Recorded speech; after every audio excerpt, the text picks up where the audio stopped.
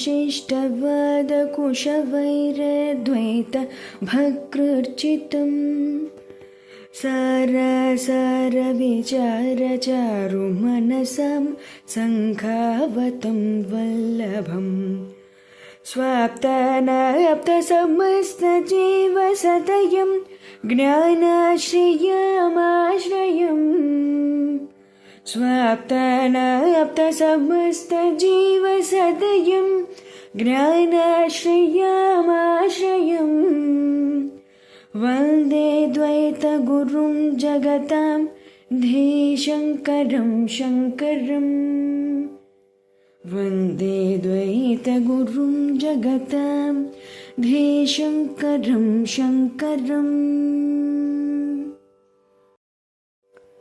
श्रुतिस्मृतिपुराणानाम् आलयं करुणालयं श्रुतिस्मृतिपुराणानाम् आलयं करुणालयं नमामि भगवत्पादशङ्करं नमामि भगवत्पादशङ्करं लोकशङ्करं लोकशङ्करम्। శ్రీ గురుభ్యో నమః. శ్రీశ్రవణం ఛానల్కి శ్రోతలందరికీ కూడా మరొకసారి స్వాగతం. ఈరోజు మనం 145, 146 శ్లోకాల్ని చెప్పుకోబోతున్నాం అన్నమాట. ముందుగా 145వ శ్లోకాన్ని వినేద్దాం. కవలిత దిననాథే దుర్దినే సాంద్రమేఘైః వ్యధయతి హిమజంఝావాయురుగ్రో యధైతాం అవిరతతమసాత్మాన్యావృతే మూఢబుద్ధిం क्षपयति बहुदुःखैः तीव्रविक्षेपशक्तिः। సాంధ్రమేఘైః దట్టమైన మేఘాల చేత, కబళిత దిననాథే మృంగబడిన సూర్యుడు కల, దుర్దినే దుర్దినం నందు ఉగ్రహ ఉగ్రమైన హిమజుంజువాయు హిమముతో కూడిన జుంజువాయు యథా ఏ విధంగా ఏతాన్ ఈ పాంధులను వ్యధయతి పీడించుదో అవిరత తమస గాఢమైన తమస్సు చేత ఆత్మని ఆత్మ ఆవృతే ఆవరింపబడగా మూఢబుద్ధి గలవారిని తీవ్ర విక్షేపశక్తి తీవ్రమైన విక్షేపశక్తి బహుదుఃఖై అనేక దుఃఖాలతోటి క్షపయతి నశింపజేస్తోంది అంటూ ఇక్కడ చెప్తున్నారనమాట. తాత్పర్యం ఏంటి? ఒకనొక దుర్దినం నందు తుఫాను వల్ల, మేఘాల వల్ల సూర్యుడు కనిపించకుండా పోయిన రోజున దట్టమైన మేఘాల వల్ల సూర్యుడు కప్పివేయబడినప్పుడు చల్లగాలి వల్ల, ఈదురుగాలుల వల్ల అందరూ బాధపడుతూ ఉంటారు. అలాగే తమోగుణం వల్ల బుద్ధి బాగా కప్పబడిపోతే ఆ విక్షేపశక్తి మూఢుల్ని అనేక రకాలుగా దుఃఖితుల్ని చేస్తూ బాధ పెడుతూ ఉంటుంది అంటూ చెప్పుకొస్తున్నారనమాట.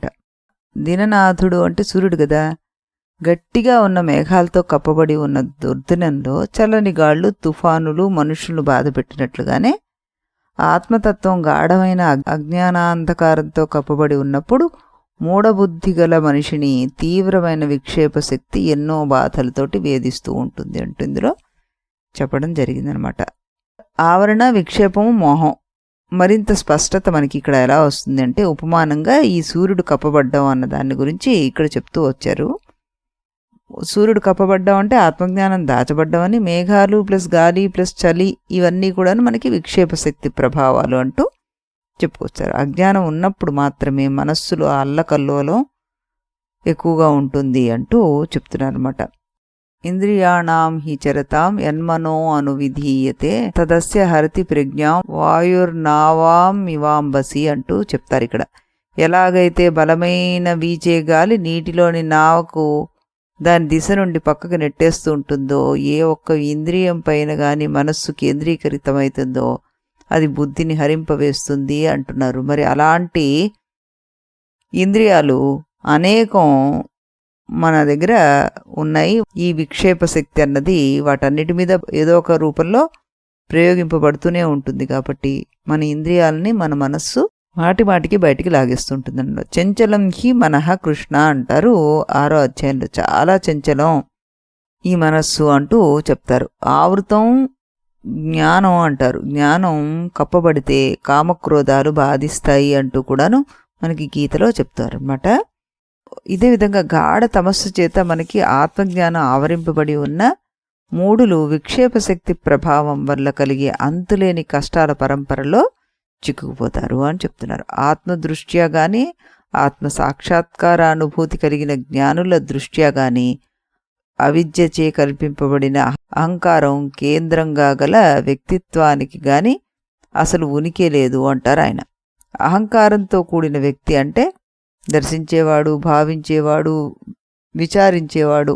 వాటిగానే నేను బాహ్యంగా చూస్తుంటే అజ్ఞానం నాకు అతి దగ్గరలో ఉన్నట్లే అవుతుంది అంటున్నారు. అప్పుడు నాకు ఆత్మ అనంత దూరంలో ఉంటుంది. ఆ విధంగా ఎప్పుడైతే అహంకారం తమస్సు ద్వారా చూడ్డానికి ప్రయత్నిస్తుందో అప్పుడు ఆత్మ అక్కడ కనిపించదు.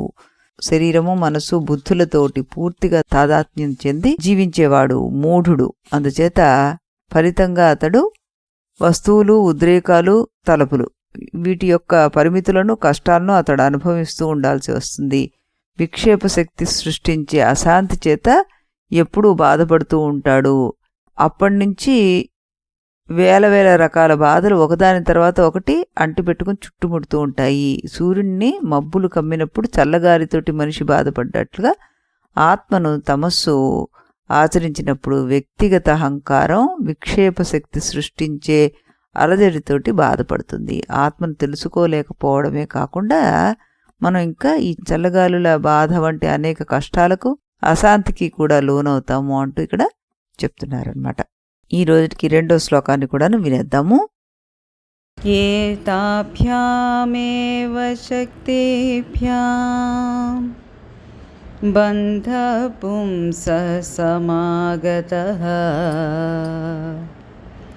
యాభ్యాం విమోహితో దేహం మత్వాత్మానం భ్రమత్యయం.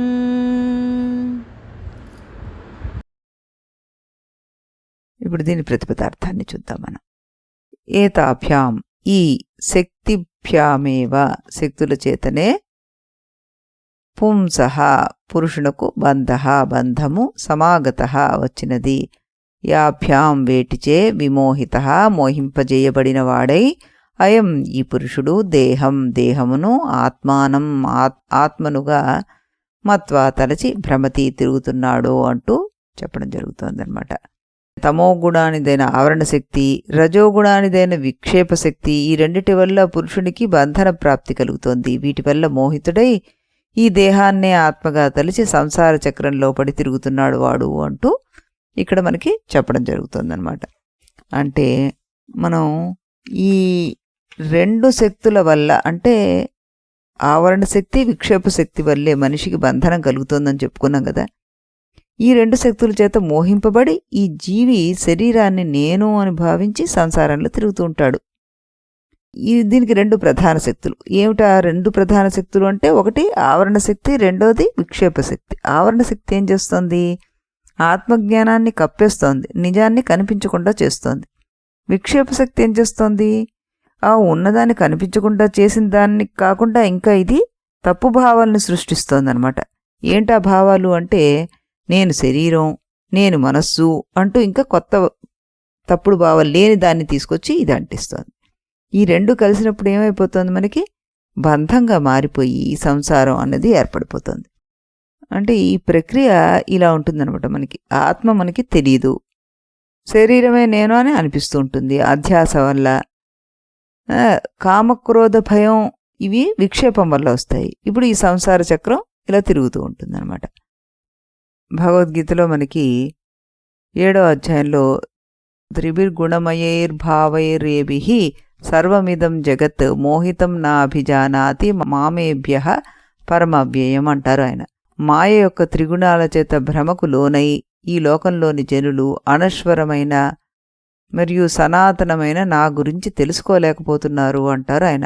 మాయ అనే పదానికి ఉన్న అర్థంలో ఒకటి మా అంటే కాదని, మరియు యా అంటే ఉంది అని. మనకి ఏదైతే అనిపిస్తోందో అది ఉన్నట్టు కాదు అంటూ అదే మాయ అంటూ ఇక్కడ చెప్తున్నారన్నమాట. ఆయన సేవలో అది నిమగ్నమై ఉంటుంది అంటూ చెప్తున్నారు. ఏది ఈ మాయ? ఇంకా భగవత్ప్రాప్తికి అర్హత సాధించని జీవాత్మల నుండి పరమేశ్వరుని నిజమైన స్వభావాన్ని కప్పివేసి ఉంచడమే అది చేసే పని అని ఆ మాయ యొక్క పని గురించి కూడా చెప్తున్నారు. మాయ అనేది ఈశ్వర విముఖంగా ఉన్న జీవాత్మలకు ఎరగా వేసి మోహానికి గురి చేస్తుంది అది అంటూ, అదే సమయంలో జీవాత్మలను 3 రకాల భౌతిక బాధలకు గురి చేస్తూ ఎన్నో రకాల కష్టాలతోటి దుఃఖాన్ని కూడా కలగజేస్తుంది అంటూ మనకి భగవద్గీత చెప్తుందన్నమాట. అహంకార విమూఢాత్మ కర్తాహమితి మన్యతే అంటూ శరీరాన్ని నేను అని అనుకుంటూ దేహమత్వ ఆత్మానం అని మనకి ఈ శ్లోకంలో చెప్పబడింది అనమాట. అజ్ఞానేనావృతం జ్ఞానం అన్నారు. జ్ఞానం అజ్ఞానం చేత కప్పబడిపోతుంది ఈ ఆవరణ శక్తి ద్వారా అంటూ కూడాను మనం అనేక మార్లు చెప్పుకున్నాం అనమాట. మనం ఏమిటి? అహం బ్రహ్మాస్మి తత్వమసి, ఇదే నిజం. కానీ అజ్ఞానం వల్ల అది కప్పబడుతోంది. పైగా ఈ విక్షేప శక్తి వల్ల ఇంకొకటి ఏమనుకుంటున్నాం, శరీరాన్ని నేను అనే భావం కూడా మనం తెచ్చుకుంటున్నాం అనమాట. ఈ 2 శక్తుల వల్లనే మనిషి ప్రస్తుతం ఉన్న బంధస్థితికి గురవుతున్నాడు అనమాట. పరిమితులతోటి మనం బాధపడుతూ ఉంటాం. ఈ 2 శక్తులకి లోనై ఉన్నప్పుడు తన శరీరాన్ని స్థూల సూక్ష్మ కారణ శరీరాలని 3ని సత్యం అని నమ్ముతాడు ఈ మనిషి అంటున్నారు స్వామివారు. సాధారణంగా అందరూ స్థూల దేహాన్ని నేనుగా నమ్ముతుంటారు. ఉద్రేక స్వభావం గల మనుషులు మనస్సుని కూడా నేనే అని భావిస్తుంటారు. నవీన వైజ్ఞానిక తత్వం గల వ్యక్తి బుద్ధినే నేనుగా భావిస్తూ తాన్నే మేధావిగా గుర్తిస్తుంటాడు. ఈ విధంగా ప్రతి ఒక్కరూ కూడా అయోమయంగా తమ తమ వ్యక్తిత్వాలను సంతోషపరిచే ప్రయత్నాలతోటి జీవిస్తుంటారు. ప్రతి మనిషి తన ప్రత్యేక భ్రమకు తగినట్లుగా కర్మలను చేస్తుంటాడు. ఈ విధంగా అందరూ కూడాను ఒక పిచ్చివారి వలె ఒక దేశం నుండి మరొక దేశానికి, ఒక కాలం నుండి మరొక కాలానికి, ఒక జన్మ నుండి మరొక జన్మకి, ఒక ఉయ్యాల నుండి శ్మశానం దాకా, మళ్ళీ మరొక ఉయ్యాల నుండి సమాధి దాకా ఇలా అంతు లేకుండా తిరుగుతూనే ఉంటారు అంటూ వాపోతున్నారు స్వామీజీ. గంభీరంగా ఆలోచించాల్సిన విషయమే అంటూ అర్థం చేసుకోవాలన్నమాట. మళ్ళీ మనం రేపు ఇదే సమయానికి ఇదే ఛానల్లో మరో 2 శ్లోకాలతోటి కలుద్దాం. అంతవరకు సెలవు. इति गुरुवाक्यम् इति गुरुवाक्यं विधि वेदान्तं विदितारकमिति